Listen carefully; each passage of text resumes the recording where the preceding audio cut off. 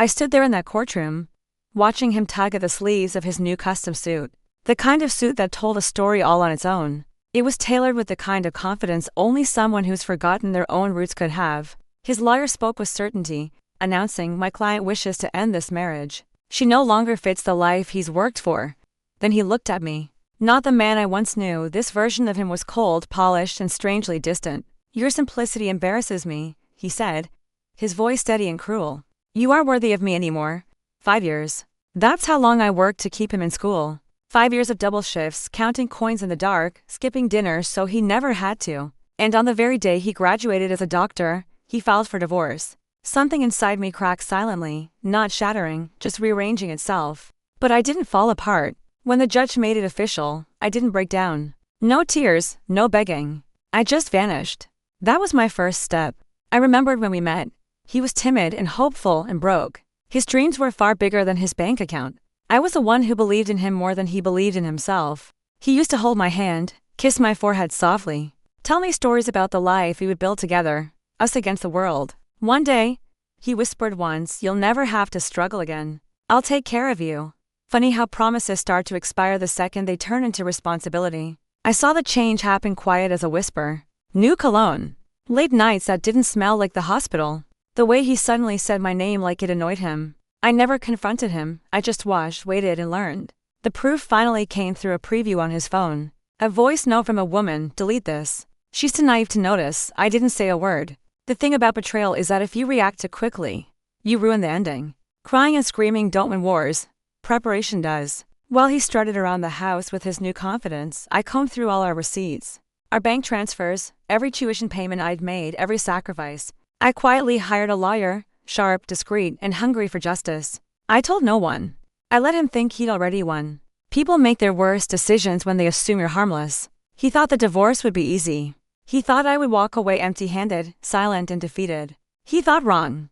My lawyer filed a petition demanding reimbursement for every cent I spent putting him through school. Every rupee that paid for his future. I didn't want half. I wanted back what I'd earned. And it worked.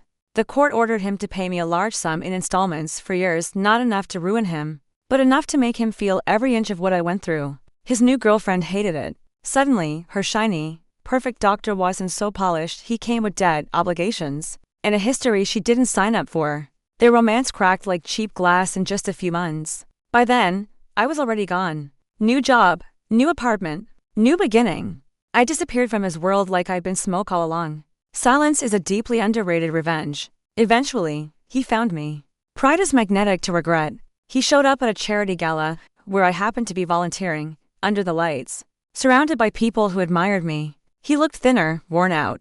The consequences of his choices hanging off him like a cloak he couldn't take off. "Why did you do this to me?" he whispered, sounding genuinely confused. "Why ruin me?" I smiled, not cruel, just calm. Like someone who finally finishes a book they spent years writing. "I didn't ruin you," I said. "You did that yourself." I just held up the mirror, his jaw clenched. "Who replaced me?" he asked, thinking I traded him in for someone else. "Who helped you through all this?" I stepped forward. "I did," I said. He looked stunned. He expected a new man in my life, a rival. But the truth was simpler and sharper. I replaced him with myself. The version of me who loved him more than herself.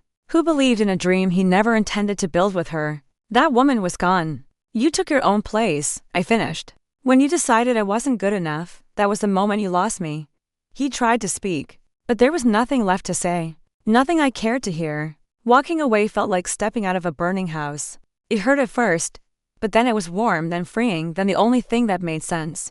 They say revenge consumes you. Maybe sometimes it does. But mostly, it feels like clarity delivered on time. I didn't destroy him. I just stepped aside and let gravity do its thing. He climbed too high on a ladder I paid for. He forgot to check if I was still holding it. Now he knows. Now he sees. He figured out who took his place. It was never another man. It was the woman he underestimated, me. If this story made you feel something, drop a like.